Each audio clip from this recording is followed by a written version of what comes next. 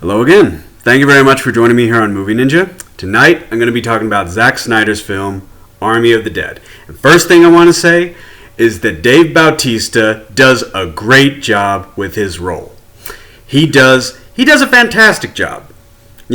Easily the standout performance of this film. And something that I've been wanting for Dave is for him to be able to express himself more and to show off the kind of acting chops that, the fans saw from him in, say, the film Blade Runner 2049. Anybody who saw that film knows that he can be dramatic. He can be vulnerable, and, he could still carry a role just on modes of emotion and expressing his own vulnerability. So, he can give that to an audience with the right script. He doesn't always have to be Drax. I know a lot of people like that role, and clearly he has a lot of fun doing it, but he has more in him as an actor, and we've seen this.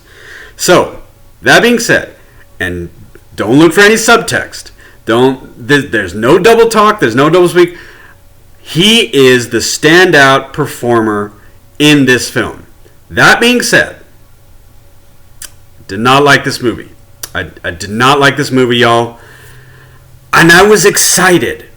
I was excited to see this zombie apocalypse heist film.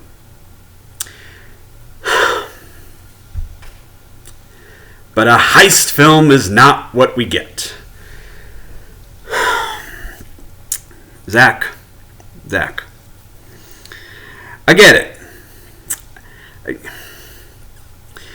You're a director who has a very particular set of ideas and a very particular vision, and you wanted to see that vision on screen.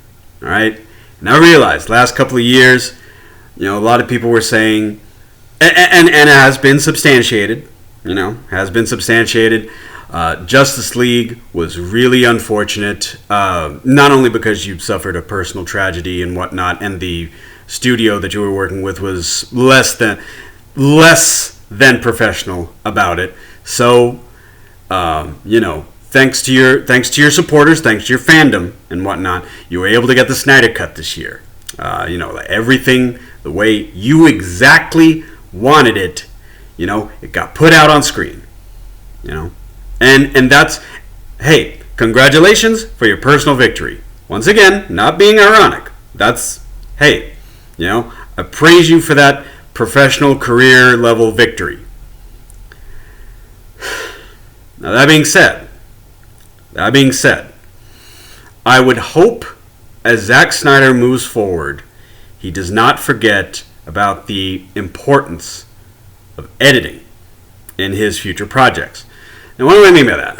Okay, this film is almost 2.5 hours long. And as someone who was looking forward to this film, I was sold on the premise of an exciting, funny, zombie heist movie. Like I said, that's not what I got. I got a film that's more of an attempt at an action drama rather than action horror. Most of it, the horror element doesn't really stick simply because, well, zombies have been dead, pun intended, for like 10 years now. True, we're not as saturated as we once were media-wise, but at the same time, it's not really something that's like all that frightening in particular. And so we have this promise of a heist film, and it's going to be really exotic and very interesting. And like I said, we get more of a drama. The first 5 minutes of the film is a montage that is supposed to act as our segue to knowing the characters, because they have these little vignettes where we see who they were before the zombie plague hit, and seeing who they were transformed by their combat experiences during, I believe they call it the Zombie War. There's a lot of elements that kind of slip past my... I've seen this film twice! And yet I could not commit enough to memory. I know Dave Bautista's character's name is Scott. That's... What are the names of any of the other characters? Don't know. Well, no, I tell a lie. Dieter. There is a German actor in this film, and his name is Dieter. It just stands out as a unique name, like among the cast of fairly, North American names. So, okay, Scott and Dieter. That being said, they're part of an expanded cast that is very clearly just meant to be picked off one after another. So this is kind of a heist movie, but we also get a rescue subplot. We get an escape from New York, sort of like gangs kind of plot, because we learned that there's a menagerie of different zombie types. They're the shamblers, who are just pretty much just like dehydrated fruit in the sun now. The hibernators, that they were in the buildings, but now they're just like all the time. Like 99% of the time, they're dormant unless they're disturbed. And then you have the alphas. And the alphas are like the 28 days later, 28 weeks later, berserker type zombies. They're a little bit more intelligent. Apparently they have their own rituals for how they interact with outsiders and like that. And that's an interesting premise, but just reduced to a subplot.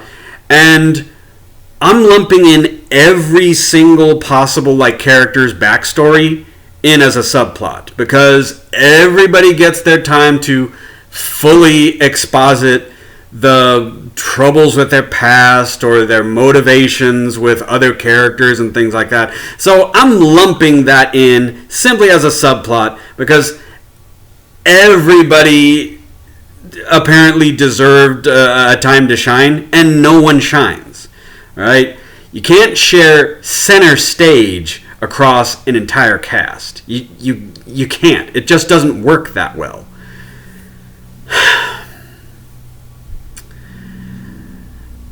Y'all, like I said, I was sold for months on the premise of a very fun, very exotic heist film.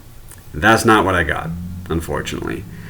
I'm going to try to keep this spoiler free, but less than half of the way through, we get a revelation of sorts that, haha, you thought this was a heist film. No, it is not. It is this. And I'm going to go into what this is. But it is a beginning of a downward spiral, unfortunately. In an action film, I should never check the clock. The first time I saw this film, I paused 5 times easily to see, is it almost over yet? Is it? It lags so much because, once again, one of those subplots, everybody getting to tell their story drags the movie along. I expect that in the first act, as we're supposed to have a rising action, in an action film, the movement should be far more kinetic and dynamic. And it is not. Everybody getting out, talking about their feelings, talking about the tragedies in their past, talking about their own personal motivations, or why they're doing this or why they're not doing this, just drags so deeply in the middle. It's like, so many minutes would go by. How much more is left in this?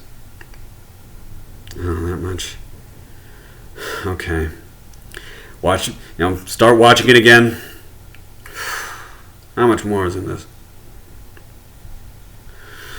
Oh, okay, all right. And at a certain point, just throw the remote on the other side of the sofa, because it's not going to do any good to keep checking it. So, yeah. I started out this review mentioning the strength of Dave Bautista, the strength of his acting, and if you've made it this far into the review, well, thank you, of course, but Dave Bautista, for as good a job as he does, he can't carry it all by himself.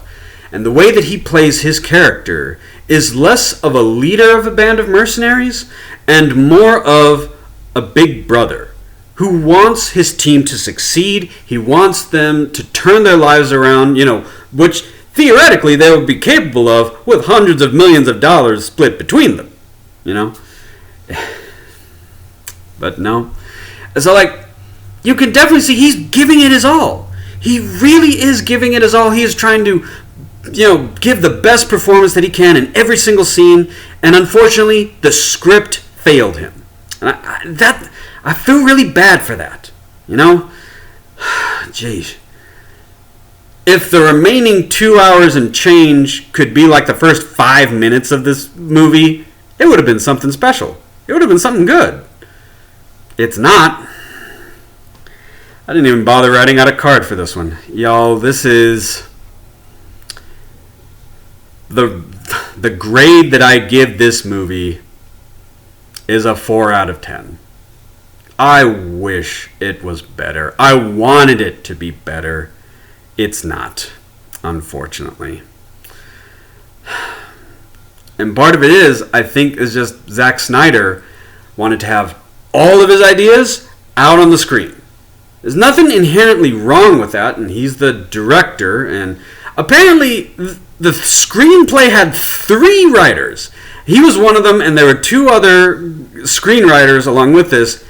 Whenever you see written by, and there's more than one name, which is not always a bad thing, but when there's more than 2, no, something is off. So something is not right. But yeah, this film could have done so much better, I feel, with focusing on the mission, focusing on maybe one subplot instead of 3, debatably 4. And yeah, this could have been tightened up into something really special. But unfortunately, I don't want to be overly negative. So instead of elaborating more on my feelings regarding this, I would just say it's very disappointing. Very disappointing. So, like I said, and I'm mostly disappointed because this could have been a vehicle that Dave Bautista is going to get more work. By all accounts, he is a very positive individual. People like working with him because he's very fun on set, and he usually just he's very good for the morale of the rest of the crew and cast. He's a fun guy. So, he's gonna have more work after this. However, if this film was better, then it could serve his career better. And so, I think that's something that bums me out the most. So, sorry, Dave. But, anyways, I cannot give Army of the Dead a solid recommendation. My rating is a 4 out of 10. I even feel a little bit overly generous with that. But I don't want to be any more negative on it, so I'll just keep it at that.